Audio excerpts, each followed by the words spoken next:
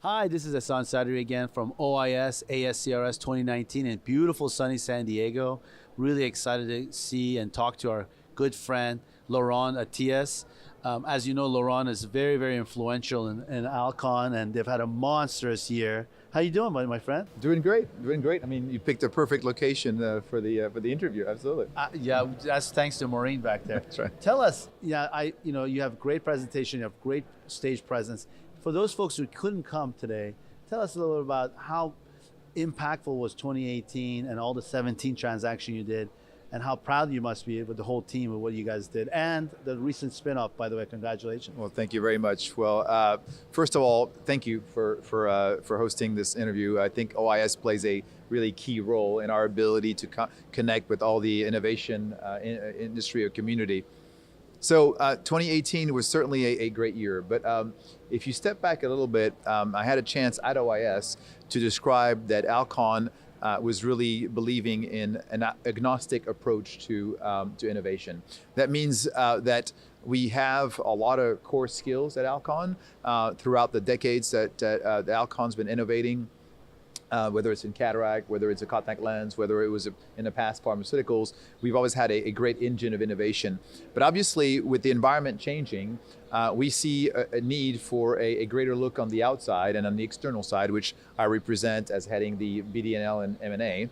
And if you think of 2018 and the fact that we did that many transactions, it's basically trying to execute on that strategy and actually proving that we put our money where our mouth is by actually going out externally to great companies with wonderful innovation of things that either complement our current products or actually bring new products with new skill sets to Alcon. So that is the benefit of this constant outlook to external innovation as a really nice mix with our current internal and continuing progressing innovation also internally.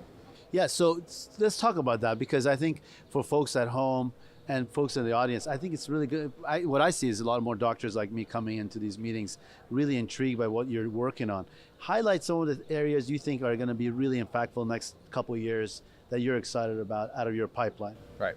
So I would say that when we work within Alcon, we work very strategically with the heads of our businesses. And so the menu, if you will, or our strategy for a given year is a function of an alignment strategically on which are going to be the priorities for the year. So if you take surgical, for example, you could see some themes, right, in some of the announced transactions as part of the 17s. So we believe strongly in AT-IOLs, advanced technology IOLs, and in capturing, the golden egg called presbyopia, which I'm starting to be a client myself, and so therefore there's a great unmet need in presbyopia, and then we are trying to bring this through a various approach. And we have a bit of a mixed bag of approach, because internally we've got some great multifocal and trifocal and portfolio leveraging our skill sets in IOLs and intraocular lenses. But if you think of accommodation and providing really true accommodation, that is a little bit of the panacea, as physicians could relate. Absolutely. To be able to mimic our natural lens. And this is the play we had with Power Vision that we announced, which was a great addition to our portfolio to try to have another shot on goal to really positively impact the management of presbyopia. And then we have other elements of investments that are external as well. We believe also in modular approach. Mm-hmm. So we partner also with company to provide us a modular type of IOL design. Mm-hmm. And then we have some of the things that are in the smart lens and looking to the future with Verily, and whether it's in actually intraocular lenses, to be able to mix electronics as well with potentially what it could do for the future. So that's in the surgical side. On the vision care side, which is also ocular health, we've basically outlined a strategy for dry eye.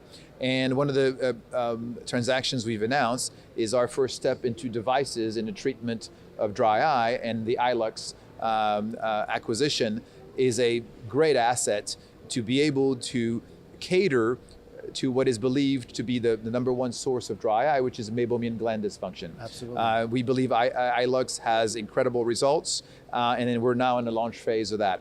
So that was another great external, but is again through a strategy that we've decided to go towards dry eye. We have other plays that we have not revealed yet, but certainly trying to look comprehensively at that. So those are kind of some of the highlights, I would say. We are also interested potentially in the management of myopia as well, because as you know, it's a bit of an epidemic and a growing one, especially with our reliance on all the smartphones and things like that.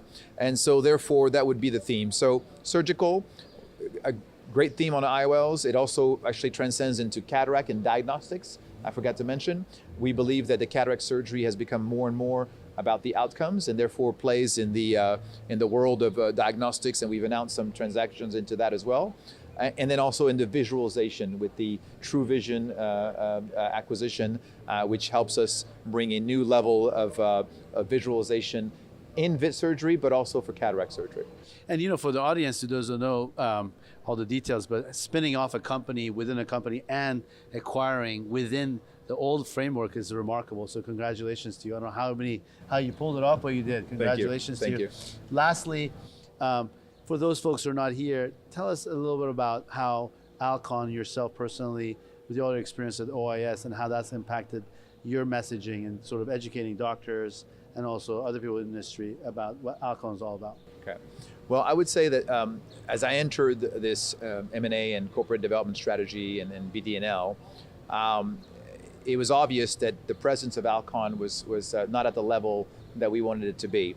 And OIS was probably my first investment in venue in order to try to jumpstart that or energize that.